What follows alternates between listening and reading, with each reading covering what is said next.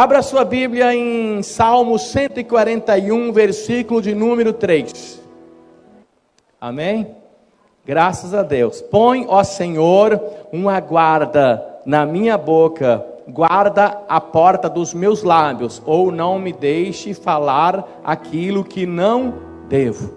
Amém. Pode sentar, irmãos. Olha aqui para mim, preste atenção na palavra de Deus. Tente compreender e entender. E espere sempre, todas as vezes que você ouvir uma mensagem, todas as vezes que você ler a Bíblia, espere sempre Deus falar com você. Não espere Deus falar com o teu irmão. Não espere Deus falar com a tua esposa, com o teu marido, com o teu filho, com o amigo que você trouxe. Espere Deus falar com você.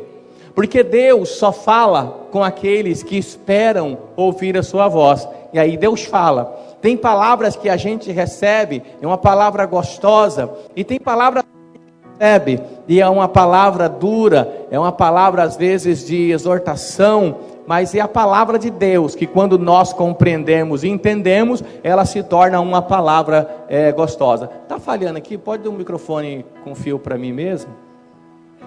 Bem, mas de todo jeito, para quem crê em Deus, a palavra de Deus sempre é uma bênção, principalmente quando ela é mais dura. Mas o problema maior... Ei, som, Alonso.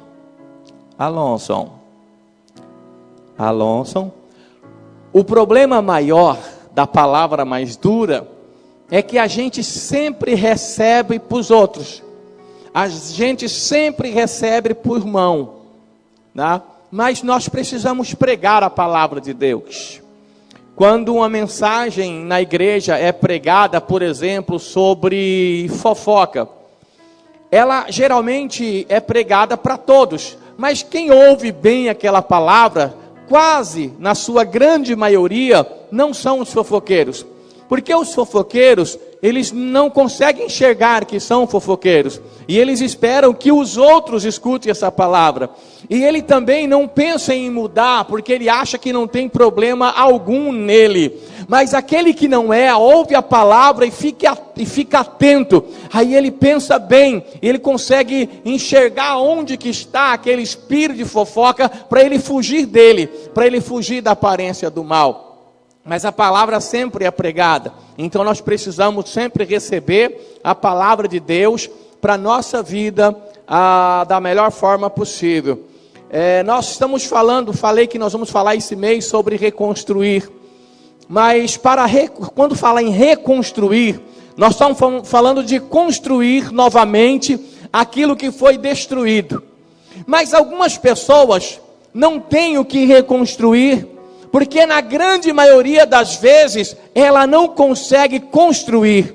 Quando falamos em construir, não estamos falando exatamente de construir a casa própria, mas estamos falando de construir a própria casa, que sou eu. Estamos falando de construir a nós mesmos como pessoas, e que a cada dia nós sejamos melhores, que possamos crescer a cada dia até chegar à estatura de varão perfeito, diz a palavra de Deus. E isso chegaremos o dia em que nós chegarmos na glória, porque aqui na terra não existe ninguém perfeito. O que existe em nós é uma grande margem para melhorar, e nós temos que buscar essa melhora todos os dias. A cada dia nós podemos ser um pouco melhor do que nós fomos ontem, em todas as áreas da nossa vida. Eu estava meditando essa semana nessa questão de várias razões porque algumas pessoas não conseguem construir. Eu estava pensando de várias razões de algumas pessoas que estão na igreja há muito tempo, mas não consegue evoluir, não consegue crescer, não consegue avançar. Algumas pessoas que passam o tempo e ela continua do mesmo jeito. Os problemas, as dificuldades, as reclamações, ela é a mesma como era há muitos anos atrás. Existem várias razões, e eu escolhi uma dessas razões, estava meditando nela. Até que em uma dessas minhas meditações, eu ouvi então um pastor falando sobre Lashon Hará. Ouvi uns 3 minutos ele falando sobre Lashon Hará. E eu resolvi então montar uma mensagem em cima disso, para que a gente pudesse então conversar um pouco hoje. Diz o salmista, irmãos, olha que oração poderosa está nessa canção do salmista Davi, quando ele disse assim: põe, ó Senhor, um guarda na minha boca e guarda a porta dos meus lábios. Parece ser uma palavra simples, talvez um pedido simples, mas na grande verdade é um pedido poderoso, porque a nossa boca, ela tem um poder tão grande, as nossas palavras têm um poder tão grande, que a própria Bíblia diz que nós temos na nossa palavra, nós temos nos nossos lábios, eu e você, nós temos na nossa boca o poder de construir, o poder de trazer e de gerar vida, e também nós temos o poder de destruir e o poder de gerar morte. Agora, quando eu olho para a minha vida, quando eu olho para as coisas que eu digo, para as coisas que eu falo, que claramente vêm dos pensamentos que eu tenho, que uma vez alimentado enche o meu coração, e o coração estando cheio, a boca fala. O que eu tenho gerado com as minhas palavras, vida, ou eu tenho gerado morte? Através das minhas palavras eu tenho levado à construção, ou eu tenho levado à destruição? Eu tenho levado o evangelho, ou o gospel, ou as boas notícias, ou eu tenho levado as más notícias? A minha boca tem sido um instrumento de bênção, ou tem sido um instrumento de maldição? A minha boca tem semeado coisas boas ou coisas ruins? Coisas que muitas vezes nós não paramos para pensar e não paramos para analisar. E aí nós vamos vivendo de qualquer jeito, e uma das razões de nós não conseguirmos construir, uma das razões de algumas pessoas terem tempo de igreja, mas não crescer, não se tornar um ganhador de almas, não se tornar uma pessoa ativa no reino de Deus, não estou falando nem de cargo de igreja, mas ativo no reino de Deus. É claro que uma pessoa ativa no reino de Deus, você vai encontrá-la envolvida no trabalho, na liderança da igreja que ela está. Dificilmente isso vai acontecer de forma diferente. Mas algumas pessoas não conseguem viver as bênçãos que Deus tem prometido para ela. Ela vive muito aquém da palavra de Deus. Quando a palavra de Deus diz, parece que diz para outra pessoa, parece que não está dizendo para ela. Porque acontece com todo mundo, mas não acontece com ela. São vários fatores, mas um deles está exatamente no poder da palavra que nós temos falado. E muitas vezes está no poder do pecado que nós temos cometido com a nossa palavra, com a nossa boca, com a nossa língua. Quando nós falamos algo, a palavra que nós falamos, quando sai da nossa boca, ela é como uma bala de um revólver.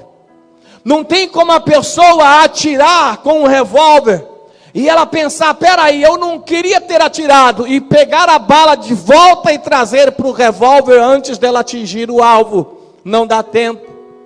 A nossa palavra é como uma flecha lançada. Ela vai, E o pior é que hoje em dia também nós temos que nos preocupar com a palavra lançada, com a palavra falada, e no tempo que estamos vivendo, com a palavra publicada. As pessoas têm Facebook, têm Instagram, têm Twitter, têm blog, têm canal no YouTube. Hoje você pode ter tudo isso se você quiser, e outras coisas, né? Estou falando só de alguns, outras coisas. E aquilo que você fala, ou aquilo que você publica, está lá. Ah não, pastor, aí o senhor falou uma coisa errada, porque eu posso publicar alguma coisa, e de repente, ó, isso aqui não foi legal, publiquei lá no meu Facebook, eu vou tirar. Alguém já viu, alguém já recebeu, tem alguém que se achou diferente, já tirou até print, porque pessoas curiosas é o que não falta. E quando você retira, aí ainda dá mais força ainda. Por isso eu tenho que prestar atenção antes de lançar, antes de falar, antes de publicar. Porque depois vai gerar vida ou vai gerar morte. Vai me trazer paz ou vai me trazer transtornos. Ou vai me trazer aborrecimento. Pastor, eu não sei mais o que eu faço. Qualquer coisa que eu escrevo, as pessoas pegam no meu pé. Está te trazendo aborrecimento? Está te trazendo transtorno? Está deixando você com raiva? Olhe bem o que você está publicando. Certamente não é coisa boa. Certamente não é coisa legal. Aí você precisa analisar direitinho. E muitas pessoas não conseguem construir, não conseguem prosperar, porque elas têm cometido esse pecado. Que os judeus, eles cuidam muito para não cometer esse pecado. E nós também deveríamos cuidar bastante para não cometer também este pecado, que é o Lashon Hará. Lashon Hará significa língua maligna, ou língua amaldiçoada, ou língua do diabo. É um pecado terrível que destrói a vida das pessoas e das pessoas que estão à sua volta. A língua, ela é tão poderosa que ela dá o poder de matar. Quando nós olhamos para a Bíblia Sagrada, no livro da origem, no começo de tudo, no livro de Gênesis, uma das primeiras histórias registrada no livro de Gênesis, no capítulo 4, no começo da Bíblia, é uma tragédia. Um irmão que com inveja do outro, ele o matou. Caim matou Abel. Caim derramou o sangue de Abel no chão. Mas Caim cometeu um pecado terrível. E a ira de Deus se acendeu contra Caim. E quando nós olhamos para Gênesis capítulo 4, versículo 11 e 12. Não precisa abrir sua Bíblia. Se quiser anotar, quem está anotando, eu vou ler aqui e você vai ouvir. Olha o que Deus disse para Caim, depois que ele derramou o sangue de Abel. Depois que ele matou o seu próprio irmão. Disse Deus: agora amaldiçoado é você pela terra, que abriu a boca para receber da sua mão o sangue do teu irmão. Quando você cultivar a terra, esta não lhe dará mais força. Você será um fugitivo errante pelo mundo. Caim recebeu uma maldição, depois recebeu uma marca, mas não vou falar da marca de Caim, mas da maldição. E uma das maldições que veio sobre Caim é esta: você vai plantar, mas você não vai colher como os outros colhem. Você não vai produzir, a terra não vai trabalhar com a mesma força para você, por causa do pecado que você cometeu. Você vai plantar, mas você não vai colher. Há pessoas que são esforçadas, elas plantam bastante. Plantar significa fazer, agir, construir, trabalhar. Tem pessoas que plantam muito, trabalham demais. Tem pessoas que trabalham além, às vezes, daquilo que ele deveria até trabalhar. Tem pessoas que perdem muitas vezes a sua família, preocupado tanto com o trabalho, às vezes tentando construir a sua família, ele acaba perdendo e corre de um lado, vai para o outro, mas aquela vida toda errada, aquela vida de dar um jeitinho aqui, um jeitinho ali, aquela vida de estar no meio das coisas erradas, vai levando ele a trabalhar feito louco, plantar feito louco, mas ele não consegue colher.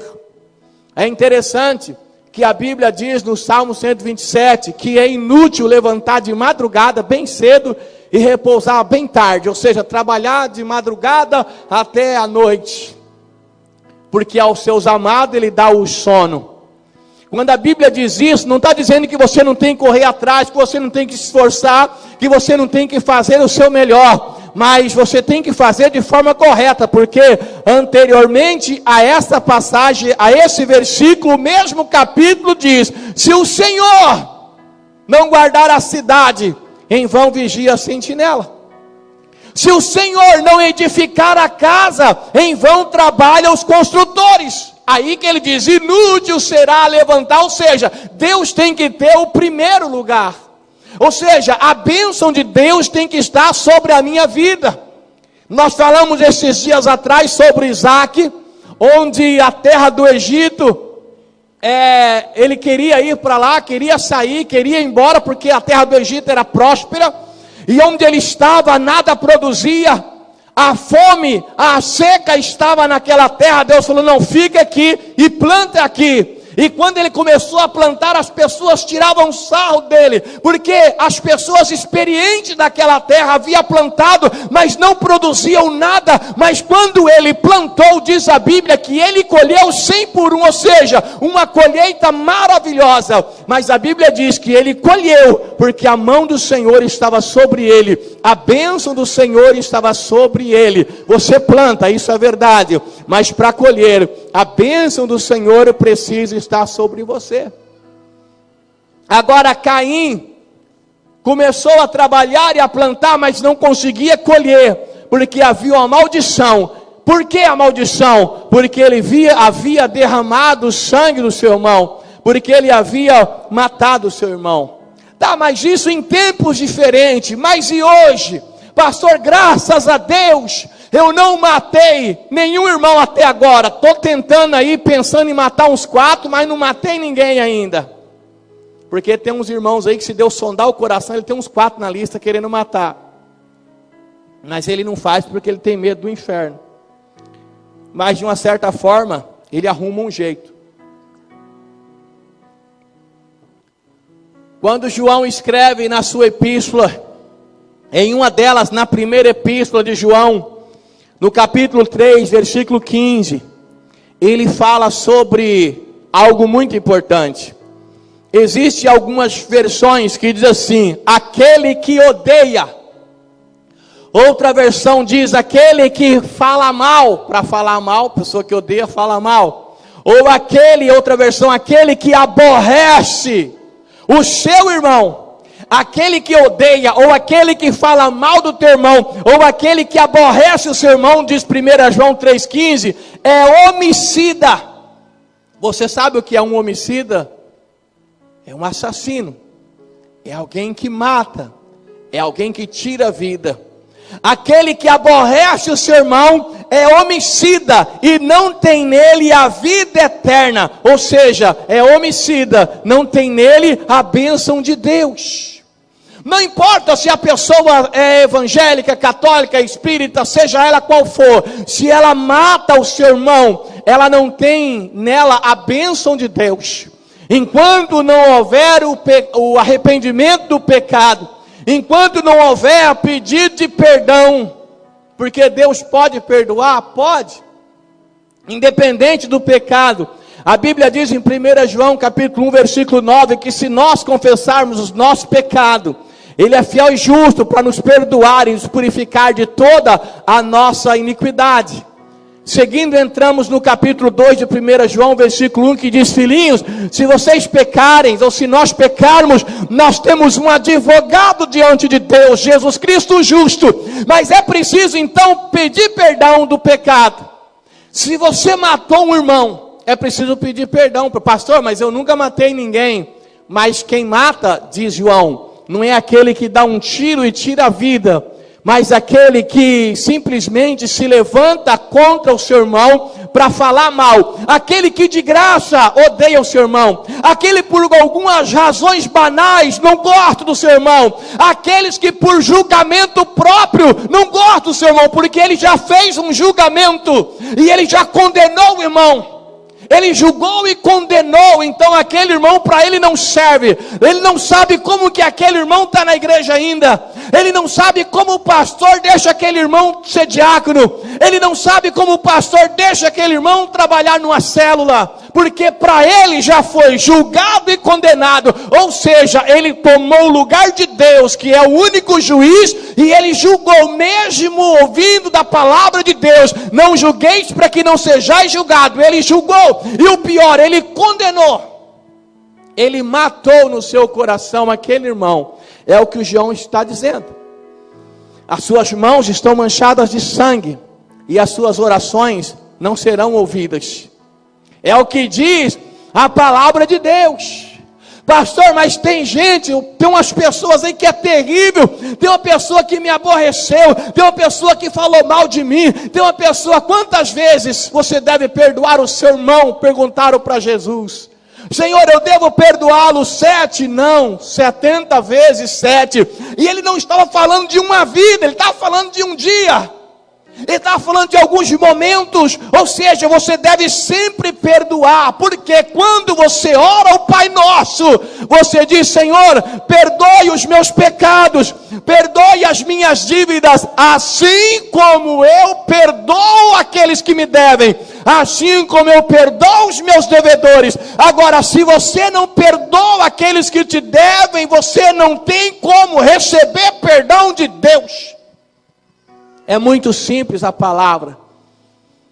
A gente complica demais e às vezes fingimos que não entendemos.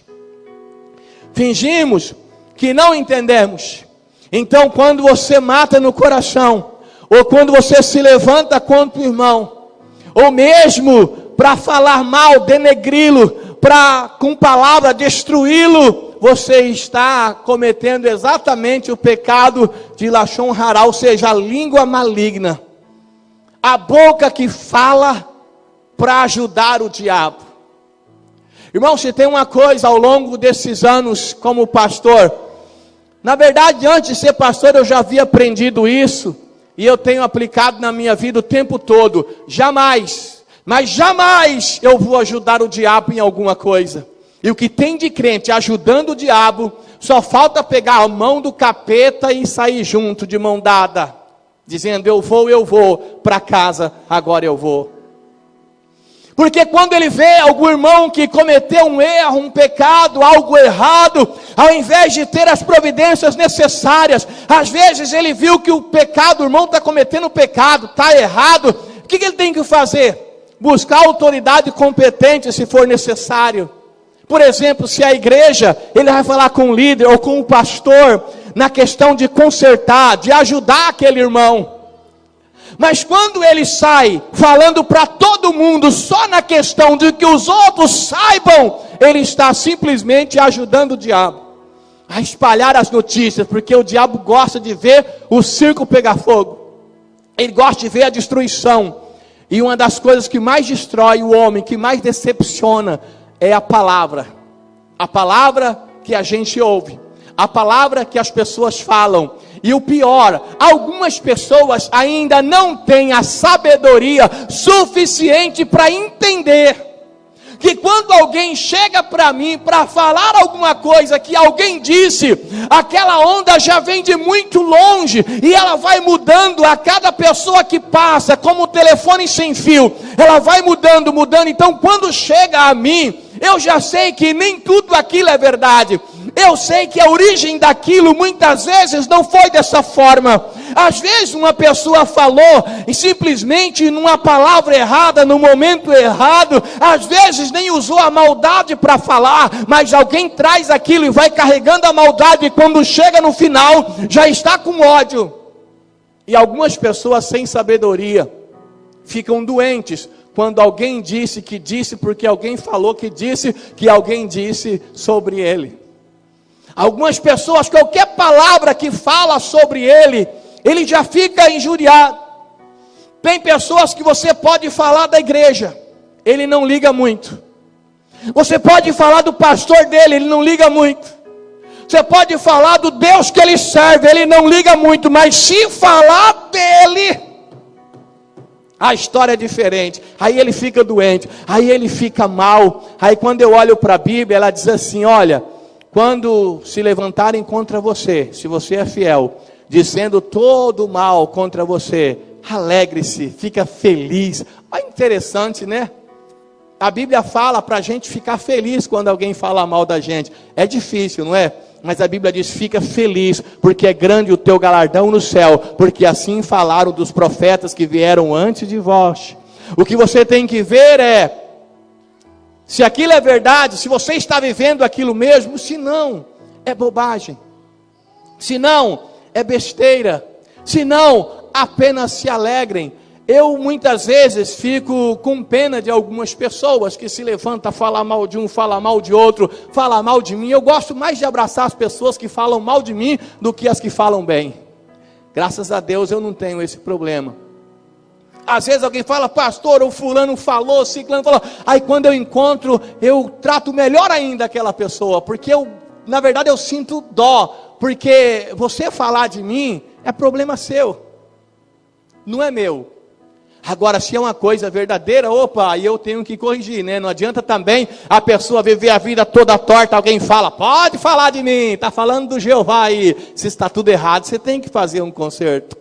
Mas o problema é que algumas pessoas acabam matando no seu coração, matando o seu irmão com a sua própria boca, e ela sai levando para as outras pessoas, ela sai falando para outras pessoas, ela já cria um grupo de pessoas que já tem um preconceito sobre alguém. Às vezes o irmão está trabalhando na igreja, se esforçando, aí a pessoa fala com aquele irmão não é legal, ou aquele irmão é chato, ou aquele irmão pensa que é o pastor, aquele irmão pensa que é Deus, aquele irmão é não sei o que, e vai falando e as pessoas vão ouvindo. E nem todos têm sabedoria suficiente para chegar, conviver com a pessoa, para conhecê-la. A maioria das pessoas não tem sabedoria suficiente para isso. Elas criam um preconceito sobre a pessoa, mediante o que lhe foi exposto por palavra de terceiro. Ela já chega com o pé atrás, ela já chega com 7 facas na mão, para se defender em qualquer palavra, em qualquer gesto, e ela já ataca na primeira questão que ela acha que é um ataque a ela, e ela já fala: verdade, você tem razão, fulano de tal não presta mesmo. Nós temos pessoas que estão caminhando a todo vapor na presença de Deus. Temos pessoas cheias do Espírito Santo. Nessa igreja tem pessoas cheias do Espírito Santo.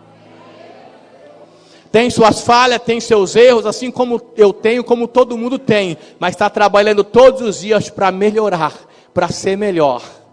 Nessa igreja tem. Mas também tem pessoas que vai para a igreja por um encargo de consciência. Ela não sabe nem quem é Deus e muito menos quer saber. Tem pessoas que aceitou Jesus há um tempo e hoje está na igreja porque não tem outro lugar para ir. Vai para a igreja porque a amizade está por ali. Tem pessoas que vêm no culto e o culto para ela é uma reunião qualquer, parece um clube que ela frequenta final de semana. Tem pessoas que vêm na igreja com o coração cheio de pecado e volta cheio de pecado. Tem pessoas que não estão nem aí com Deus ou com a sua palavra. Tem gente de todo tipo na igreja.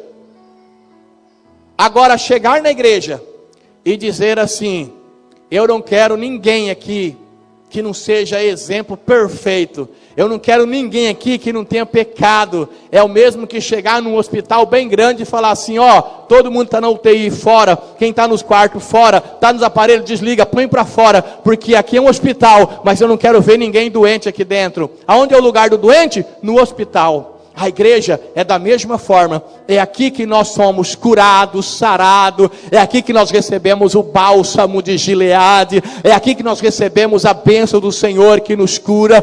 É aqui que nós vamos ouvindo a palavra. Aprendemos um pouquinho aqui, aprendemos um pouquinho ali, aprendemos um pouquinho depois. E conforme os dias passam, nós vamos crescendo e nós vamos melhorando. E nós vamos crescendo e nós vamos melhorando. E o nosso desejo é estar cada dia melhor e ir cada vez mais alto, porque é projeto e plano de Deus para a nossa vida. A nossa vida em comunidade na igreja é apenas um ensaio para morar nos céus, porque breve, muito em breve, Jesus voltará para buscar a sua igreja, e aí vai subir, não é aquele que acha que deve subir, vai subir, não é aquele que tem um cargo maior na igreja, vai encontrar com o Senhor, não é aquele que era pastor, que era do louvor, que era diácono. Isso para Deus não tem importância alguma, mas nenhuma. Não adianta um dia eu chegar diante de Deus e falar: Senhor, em teu nome eu expulsei demônio, em teu nome eu curei os enfermos, como diz a palavra de Deus. Muitos chegarão neste dia e dirão: em teu nome expulsei demônio, curei os enfermos, falei em línguas estranhas, e vai ouvir: aparta-te de mim, maldito, porque eu não te conheço, aparta de mim para o fogo eterno. Mas como?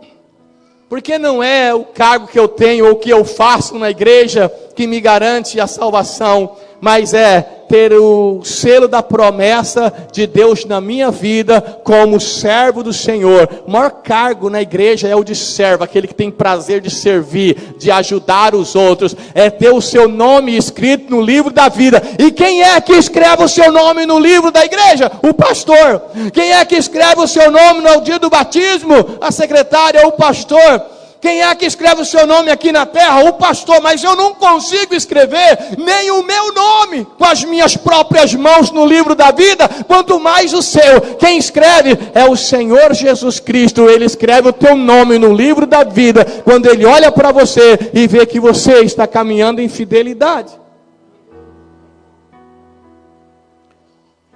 Mas algumas pessoas não conseguem perdoar. Pastor, perdoar é difícil. Não é difícil, é impossível. Perdoar alguém é impossível, naturalmente. Agora, espiritualmente, não. Agora, o homem, quando conhece Jesus como teu Salvador, ele não é mais um ser natural, e sim espiritual. Perdoar é divino, é de Deus. Então só consegue perdoar quem realmente tem Deus no seu coração. Mas algumas pessoas acabam se levantando contra outros, pecando, colocando a sua língua a serviço do mal.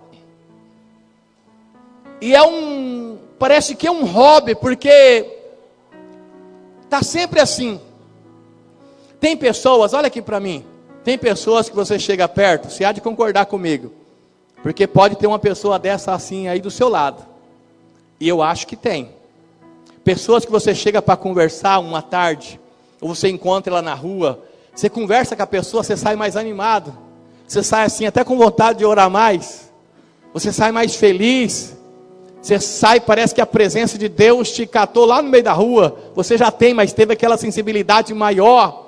Você conversa com a pessoa, sente aquele prazer de servir a Deus, você sai mais feliz. Tem ou não tem gente assim? Olha do seu lado e vê se tem alguém assim, cheio de Deus. Só de chegar perto parece que você se enche também. Tem, aqui tem gente assim, e é muito bom. Glória a Deus, é bom encontrar pessoas assim. Mas tem pessoas que você encontra, que você sai de perto dela cansado. Você sai, misericórdia, Senhor, babaricórdia, misericórdia, Pai. Você sai e fala: Deus, o que é isso, Senhor? A pessoa, quando não reclama da vida o tempo todo, ela reclama de todo mundo, ela fala mal de todo mundo. Ela fala mal de todo mundo. Tem pessoas que têm o prazer de falar mal. Ela fala mal sem conhecer direito, sem saber, sem conhecer a história da outra pessoa, sem saber o porquê, sem saber se é verdade. E mesmo quando é verdade, sem saber a história e a luta, ou seja, ela fala sem compaixão. Uma coisa que Jesus tinha e espera que tenhamos é compaixão, é você ter misericórdia, é você se colocar no lugar da pessoa que está sofrendo e se sentir como ela. Antes de falar, como aquela história que eu já disse aqui algumas vezes, de um homem que chegou e entrou no ônibus, e quando ele entrou no ônibus tinha um pai sentado de frente dele, e o pai tinha 2 crianças, e as crianças não paravam, corria para lá, subia na outra cadeira, descia para cá, tropeçou no pé do homem, caiu, levantou, aí passava, o homem encolhia a perna, a criança corria, e o homem começou a olhar e falou, não é possível. E ele começou a pensar, um homem como esse não devia ter filho, um homem que não consegue cuidar do filho, porque as crianças corriam, o pai estava quieto, um homem desse não serve para ter filho, ele deveria não ter, porque se tem que cuidar, quem é que cuida desses filhos? Ele não fala nada, as crianças fazem o que quer e o pai não fala nada. Ele não aguentou ficar só no pensamento, ele falou, Senhor, por favor, as suas crianças estão me atrapalhando aqui, já pisaram no meu pé, o Senhor não fala nada para essas crianças, o Senhor não tem nada para falar. Aquele pai ergueu a cabeça, olhou para o homem, as lágrimas caíam nos seus olhos, ele disse assim, eu tenho para falar, mas eu não sei como falar, nós acabamos de sair do hospital, e eu tenho que falar para eles, que a mãe deles acabou de morrer. Aquele homem que estava falando mal, encheu o coração de pesar, sentou do lado do homem e disse assim, o que eu posso fazer por você? Como que eu posso te ajudar? Passou uma criança, ele já pegou, botou no colo, já brincou com a criança, já mudou toda a maneira, todo o pensamento, já mudou de julgamento para compaixão, porque ele conheceu um pouquinho da história do homem. Você conhece bem a história das pessoas, de quem você fala mal? Você sabe quem é essa pessoa diante de Deus? Você sabe o que ela faz quando ela entra na presença de Deus em oração? Você sabe como ela ora? Você sabe que ela chora? Você sabe quando ela chora? Você sabe por que ela chora? Você sabe quais os problemas que ela passa? Você sabe quais lutas que ela enfrenta? Se você soubesse, talvez pensaria muitas vezes antes de levantar a sua voz ou abrir a sua boca para falar de quem você não conhece ou não sabe. E depois vem para a igreja, eu sou crente, glória a Deus. O pecado do Lashon Hará leva muitas pessoas à destruição. Eu poderia ficar aqui um bom tempo falando de várias pessoas na Bíblia que cometeram esse pecado. O primeiro foi o próprio diabo, que achou que poderia ser melhor do que Deus ou igual a Deus. Achou que poderia ser igual a Deus e se rebelou contra Deus. Por que ele levou 1/3 parte dos anjos com ele? Porque ele falou, assim como ele falou para Adão e Eva, Deus não quer que vocês comam do fruto. Por quê? Porque vocês vão ser conhecedores do bem e do mal. Ou seja, Deus quer esse poder só para ele. Assim como ele enganou Adão e Eva com palavras, falando do próprio Deus, certamente ele falou com os anjos, certamente foi o primeiro pecado de rebelião, começado com palavras, começado com esse pecado, que se transformou, que foi lançado por terra, se transformou em diabo, demônios, anjos decaídos. Mas quando olhamos para a história da Bíblia, tem tanta gente, uma delas, para ser bem rápido, Moisés, um homem usado por Deus, o profeta que Deus havia escolhido. Moisés, você sabe, né? É daquela novela que você assistiu, é daquele filme que você assistiu. O Moisés é aquele do cajado, é aquele, por intermédio dele, Deus mostrou a sua maravilha para o Egito. Para o Egito foi praga, mas para o povo de Deus foi maravilha. Deus falou, vou mostrar minhas maravilhas. Mas para o Egito foi praga. Moisés, sim, é aquele que colocou o seu bordão e dividiu as águas do Mar Vermelho. O povo passou em terra seca. É aquele que quando chegou do outro lado, o povo disse, Moisés, do que adiantou a gente fugir? Olha lá os cavaleiros de Faraó, eles estão vindo atrás de nós. Se nós passamos, eles também vão passar e vão nos alcançar. Nós vamos morrer. Oh meu Deus, oh céu, oh vida, porque como muitas pessoas são hoje, qualquer problema, é um desespero e se esquece de firmar na palavra de Deus. Moisés terminou de passar com o povo, as águas ficaram como paredes, porque Deus tinha compromisso com aquele povo. O povo passou, estava passando os cavalos e cavaleiros de Faraó, Deus não tinha compromisso com eles, o mar fechou e eles morreram afogados. Deus só tem compromisso com quem tem compromisso com Ele, é esse Moisés. Esse Moisés que quando o povo reclamou, ele orou a Deus, no deserto não tinha pão, meu Deus, vamos morrer agora a gente morre, agora não tem jeito, não tem pão, lá na escravidão tinha pão, agora não tem pão, e Deus mandou o maná para eles, e eles comeram bastante e começaram a pensar, bom, vamos ver de que nós vamos reclamar agora. Pão tem, é verdade, mas lá no Egito de vez em quando tinha uns pedaços de carne, aqui não tem carne. Aí Moisés orou a Deus e Deus enviou carne, as aves caíam no arraial e o povo tinha carne. E aquele povo que começou a reclamar que não tinha água, agora nós vamos morrer de sede. Moisés bateu a vara numa rocha e saiu água da rocha em pleno deserto, e eles tomaram a água da rocha do deserto. E quando eles caminharam mais adiante, a sede veio novamente. Não, agora a gente morre mesmo. Nem rocha que sai água tem por aqui. Encontraram um local que tinha água. Eles foram correndo tomar. A água era amarga, era ruim. Agora a gente morre, essa água é ruim. Moisés orou e Deus fez a água se tornar em água boa. É esse Moisés que eu estou falando. O Moisés que era usado por Deus. É esse mesmo. Depois foi usado por Deus dessa forma. Mas foi esse Moisés que um dia se casou com uma mulher que não era do seu povo. Ele se casou com um etíope.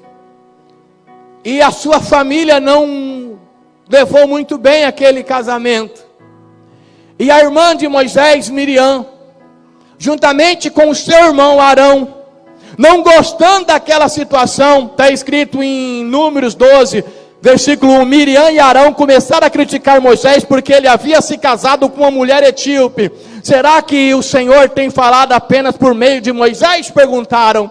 Elas chegaram para o povo e falaram assim, olha lá Moisés, será que Deus vai continuar usando ele? Será que Deus só fala por intermédio dele? Será que Deus não pode falar por nós também? Será que nós não podemos ser usados? Ela nem falou demais, só falou isso. Aí veio a palavra de Deus. Eu poderia ler o restante aqui para você, mas a questão de tempo, deixa eu ler um pedaço rapidinho. Ora, Moisés era um homem muito paciente, mais do que qualquer outro que havia na terra. Moisés ficou tranquilo, ele não foi brigar. Ele não chegou para Miriam e falou, escuta aqui Miriam, escuta aqui sua filisteia.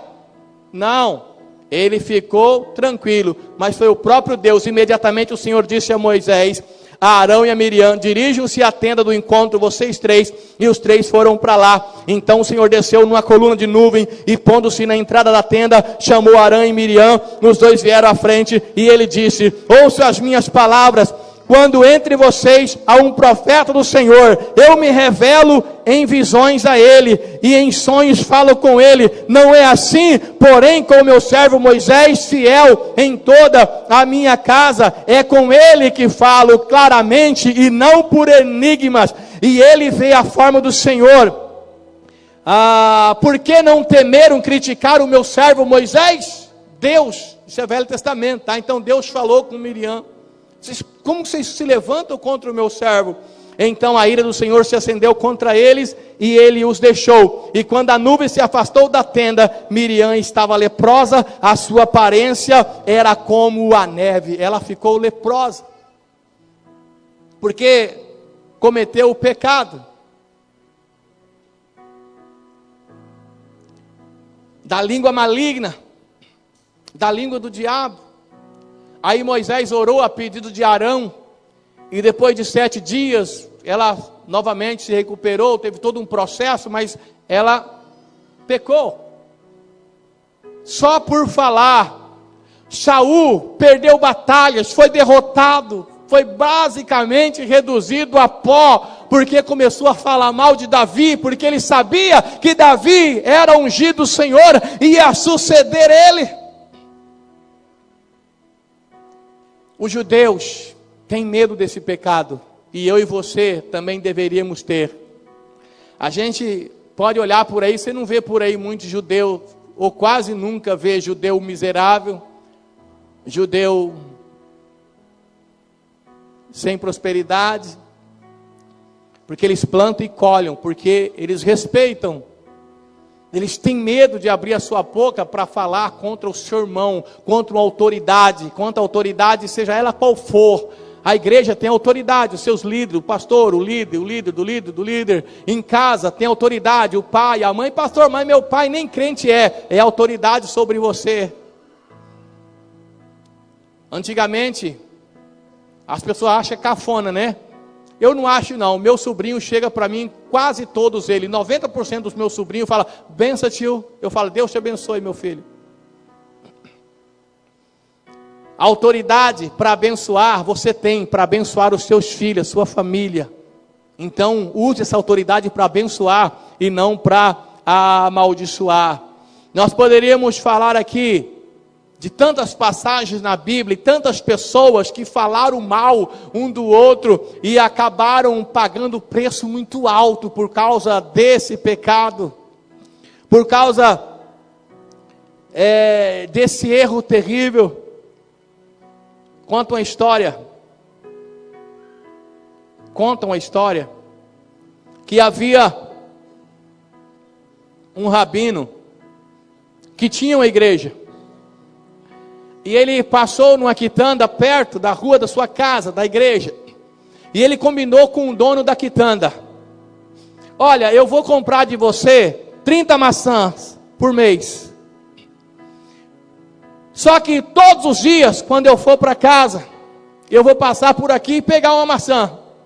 E no final do mês eu te pago 30 maçãs. Uma maçã por dia e eu te pago no fim do mês. O dono da quitanda falou, tudo bem.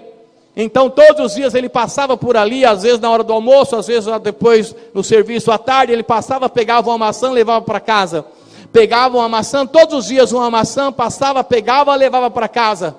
Passava, pegava a maçã, levava para casa. Trabalhava naquela quitanda um moço que era da igreja desse rabino.